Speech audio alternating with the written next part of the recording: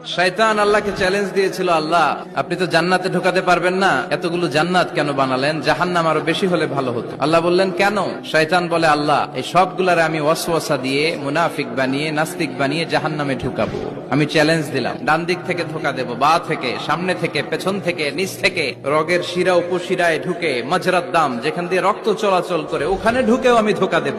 তো আপনি জান্নাতে ঢুকাবেন কেনমে? আল্লাহ বললেন তুমি আমারও চ্যালেঞ্জ দাও, এত বড় সাহস?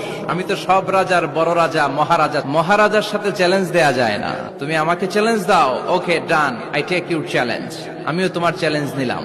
তুমি আজীবন ধোকা দিবা, আজীবন তুমি গুমরা করবা, বেনামাজি বানাবা, জালিম বানাবা। কিন্তু আমার বান্দা কোন তাফসীরুল কোরআনের মাহফিলে এসে, কোন এক ওয়াক্তের নামাজে মসজিদে ঢুকে, অথবা মাঝরাতে ঘুম ভেঙে গেলে তাহাজ্জুদের জায়নামাজে চোখের পানি ছেড়ে যখন ক্ষমা চাইবে, আমি সব গুনাহ মাফ করে দেব, তুই কি করবি? চিৎকার করে পড়েন আল্লাহু আকবার।